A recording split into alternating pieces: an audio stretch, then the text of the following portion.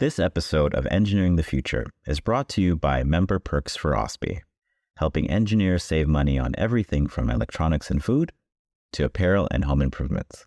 Visit Member Perks for OSPI before you shop and enjoy exclusive savings on brand names both online and in-store. This podcast is brought to you by OSPI, the Ontario Society of Professional Engineers, the advocacy body for professional engineers in the engineering community in Ontario. Welcome to Engineering the Future, brought to you by the Ontario Society of Professional Engineers. I am your host, Jerome James. In today's episode, we dive into the heart of Ontario's energy landscape and discuss the untapped potential of nuclear power. We will demystify its past stigma and shed light on how nuclear energy is a linchpin in the fight against climate change.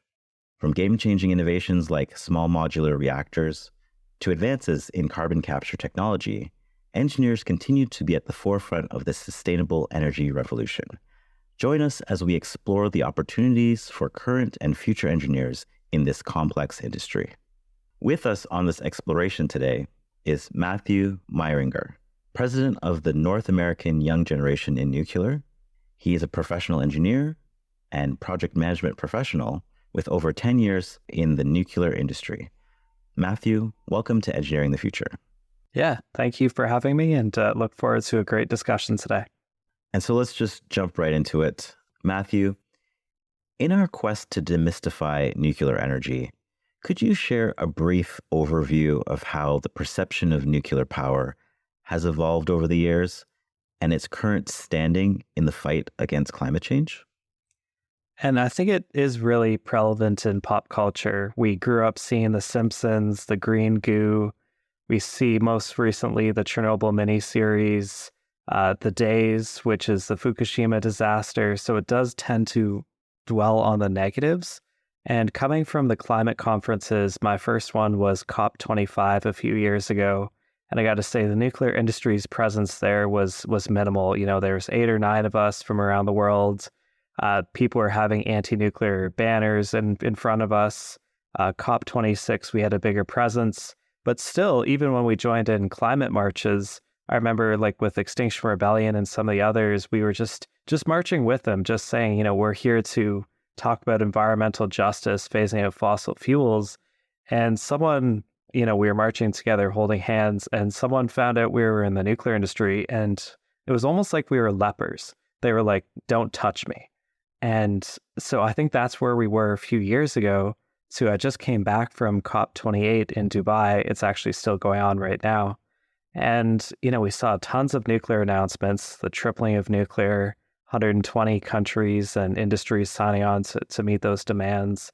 And finally, I'm starting to see this shift here of people saying, okay, maybe we're not fans of nuclear, but it's a necessary transition or it's a necessary energy source to get us to net zero. So I think just over the years, we've seen what's happened with Germany and some of the other countries that have tried to shut down nuclear and go 100% renewables, and it's not working. So I think it's just these case studies are starting to pile up that says we need nuclear. It may not be our favorite source, but we need you guys. That's very interesting. Where do you think that this overwhelming sentiment has come from, and why is the tables turning at this point towards more nuclear? And I think it has just been the association in the past with weapons. There was a lot of secrecy, and almost the industry treated it as, you know, we're not going to talk about it. It's just going to be there and it's just going to be accepted, right? People, you know, we're not going to talk about nuclear waste. We're not going to talk about the accidents. And hopefully people just forget about them, right? We'll focus on just being in the background, producing power, and people are going to love us. And that's not how it works. And so I think us as the younger generation, the newer generation is coming forward and saying, we need to say that we are environmentalists. We need to go out, talk to people, and just have honest conversations about how it works, because every conversation I have, people leave a little bit more in favor of nuclear because they're like, wow, I never knew that about the waste, or I never knew that about the accidents, or the low carbon, or this dispatchability. So that is really, I think this younger generation is trying to go forward and be very vocal supporters of it with influencers, with pop culture, with going to the climate conferences to build connections, build allies, and just have people talking to people in the environmental movement and say, hey, I'm an environmentalist too. I care about the planet, and I work in this amazing industry that is saving lives, that is saving the planet. Why don't we talk about it? And if people are just totally not in understanding or versed in the technical details, can you tell us just from a high level why nuclear is such a important ally in the decarbonizing framework? Yeah, so when we talk about low carbon technologies, the number one source in the world is hydro.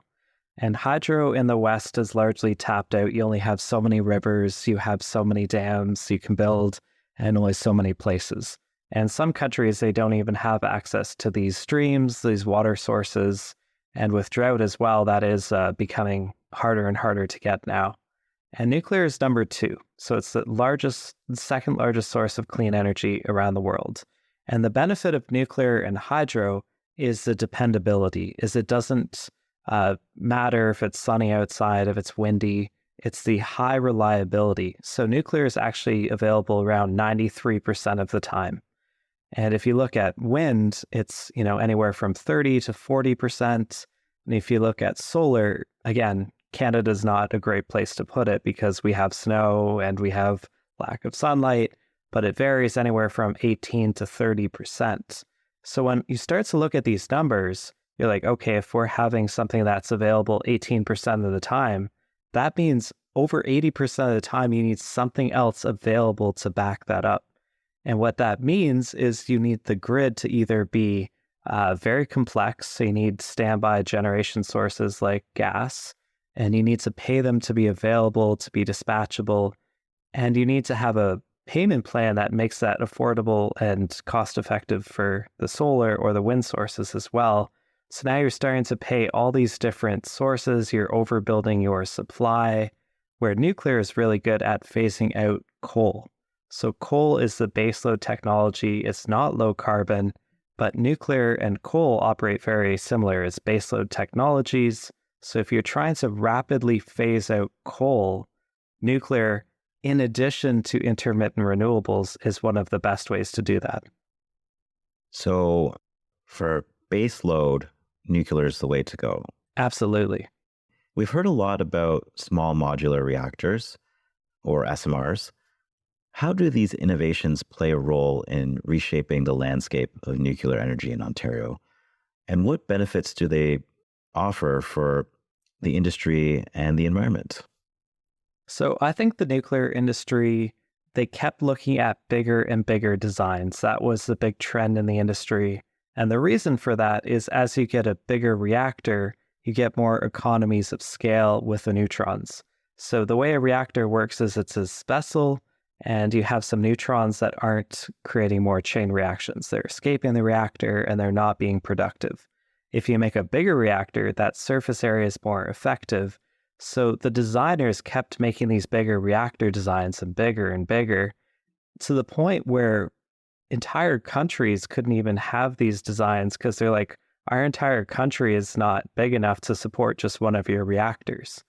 And then the industry came together and they said, why don't we look at, even though it's not the most effective in terms of neutrons, it is still a very effective source for these smaller communities, isolated communities, mining sectors.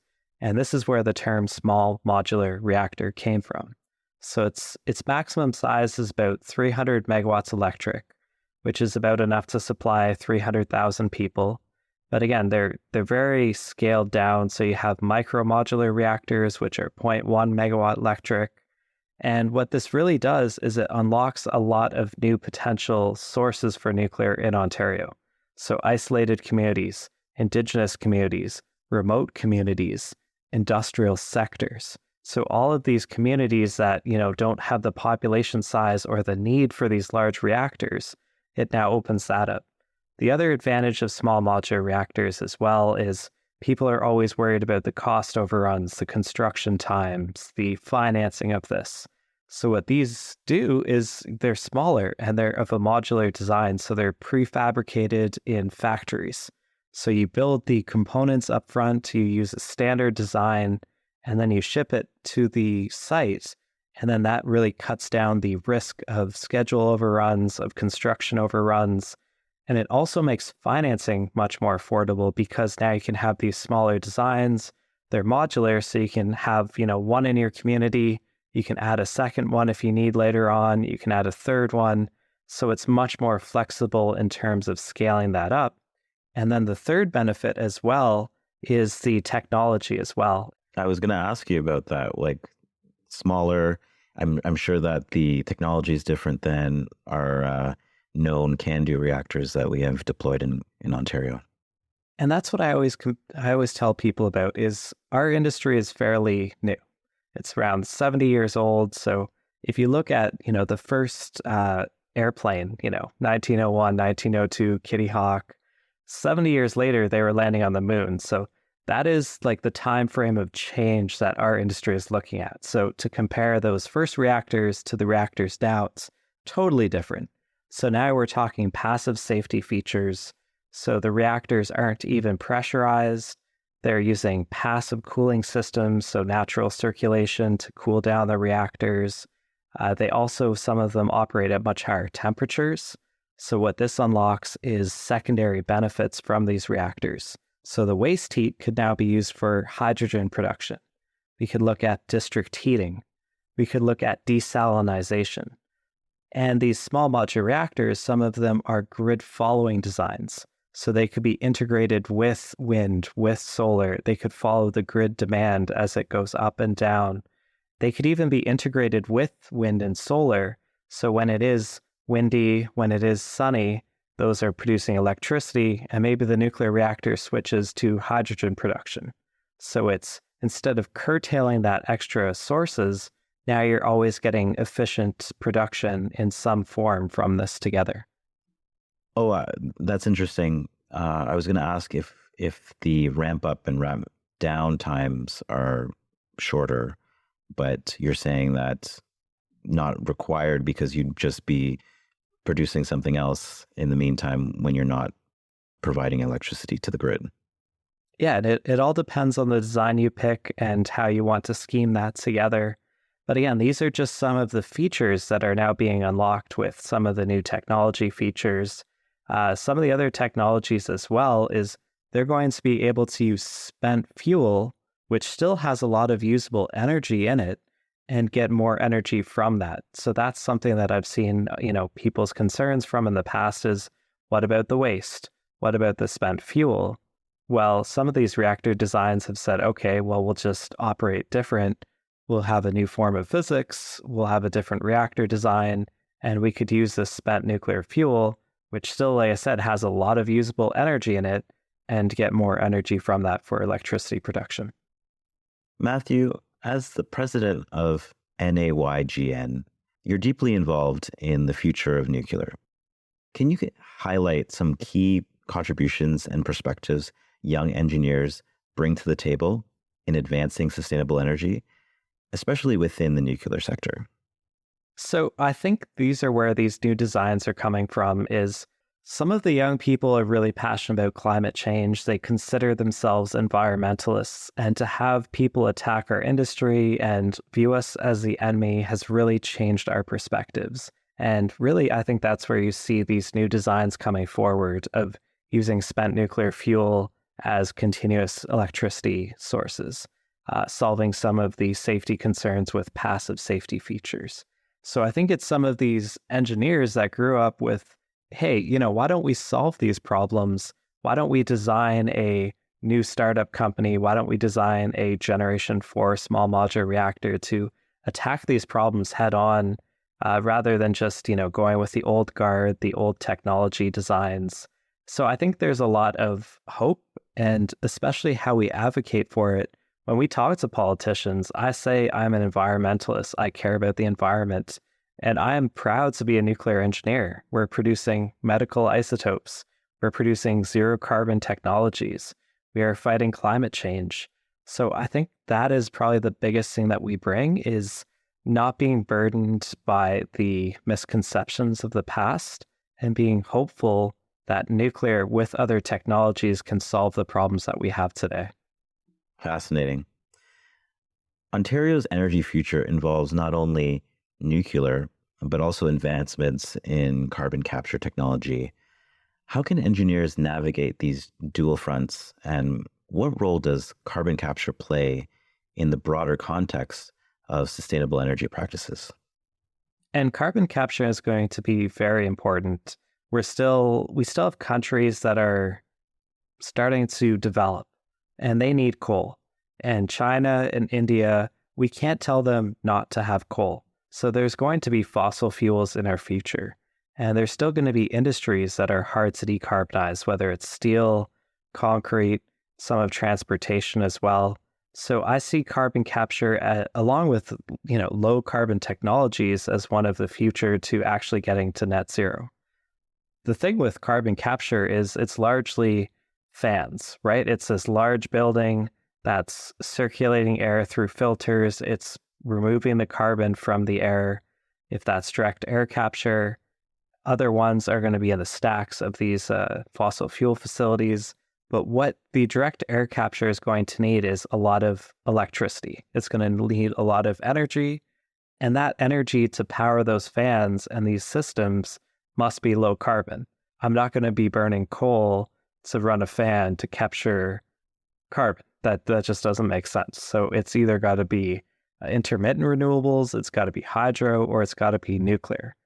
And if you want it to be scalable, one of the best ways to have this is, again, that high capacity factor of nuclear. And that's where I really see these small modular reactors being attached to these direct air capture facilities. So it's providing low carbon, consistent energy to power the facility, to run the fans to circulate, to capture the air from the atmosphere. So I think nuclear is going to play a pivotal role in powering these carbon capture technologies. The industry has faced challenges and criticisms in the past, from near misses to catastrophic failures. In your view, Matthew, how can the engineering community address these public concerns, such as modular reactors functioning with enriched uranium over CANDU reactors? And what are the steps being taken to ensure public safety and transparency of nuclear energy operations in Ontario? So I think one of the great things is education, is just going past the headlines and talking about the actual impacts from these disasters. One of the best things I think as an engineer, because I love graphs, I love numbers, it's called the death footprint. So it takes the worst case Chernobyl, it takes the worst case Fukushima, all of the accidents, it takes the worst case numbers that have been reported, and it divides that by the energy produced. So then you can compare wind and solar and hydro and nuclear and fossil fuels together on the impact to the environment and humanity. And what you see is that, wind, solar, obviously you don't have many deaths. There's some conventional deaths due to mining, industrial accidents, but again, it's fairly low. And what you find is on the same scale, nuclear is on the safety record. And what you start to see, though, is fossil fuels, from the air pollution, from all the other health impacts that they have, are much more damaging to humanity. So when you put that on that equal scale, you can see that, wow, fossil fuels are terrible, and hydro, nuclear, wind, solar, geothermal have almost no deaths when you look at the grand scheme of the electricity and energy produced. So I think, again, we have to look at it as an engineer and say, okay, we're not seeing the deaths due to coal, but it's 7 million people a year are dying prematurely due to the respiratory and fossil fuel impacts. So that is what we're not seeing. It's not reported because it's standard. It's the way they're operating as they're designed to. So a nuclear accident, something goes wrong, it has an accident, it has an impact. But coal, oil, gas, they're operating as they're supposed to, and they're guaranteeing to kill people every day. And that's what we need to shift our perspectives with. Wow, when you stack it up like that against each other, it's a very eye-opening statistic that you presented. Looking ahead, what advice do you have for aspiring engineers who see a future in the nuclear sector? How can you position yourself to contribute meaningfully to the sustainable energy revolution as a student? So I just came from the climate conference, COP28, and I got to say, if you're looking for a job, 22 nations from around the world, including Canada, just signed on this nuclear pledge. So they're going to triple nuclear capacity by 2050. So if you're looking for a job, take all the reactors we have in the world, triple them. That is what we're looking for. This is like a moonshot. This is the biggest possible news I've ever heard for our industry. It is just absolutely inspiring. So if you're thinking about studying nuclear engineering, or even if you're not, and again, this is where people sometimes get into the pitfall. They're like, I need to be a nuclear engineer, a nuclear physicist. No. At the nuclear plant, we have about 3,000 people. These are boilermakers, pipe fitters, electricians, communication specialists. And for engineering, we have software, mechanical, civil, all these different disciplines working together because we have valves, we have pumps, we have buildings, we have structures, we need seismic protection. There's all of these disciplines that are needed to make a nuclear reactor run. So I would say the future is bright, and you will be part of something that is the most pressing problem for society right now. We are facing a climate emergency. When the governments come together and say this is an emergency, I think that is where I would look to finding engineers to fix those problems. So the nuclear industry, lots of potential new jobs. We need lots of bright young people to come into this industry. And we need people that feel like they're making a difference. Going into work every day knowing that you're saving lives and saving the planet. So it's pretty rewarding, I'd say. That does sound rewarding. Matthew, thank you for joining us today. It's been a real eye-opening conversation on how nuclear power can help us achieve a sustainable future and the role engineers can play in making that future a reality. Thanks for having me, and always a pleasure to join you. And as always, thank you to our audience. If you haven't already, please be sure to subscribe and leave a comment or a review. I'm your host, Jerome James. You've been listening to Engineering the Future, and we'll see you next time. From all of us at OSPE, the Ontario Society of Professional Engineers, thanks for listening. Please be sure to subscribe so you don't miss an episode.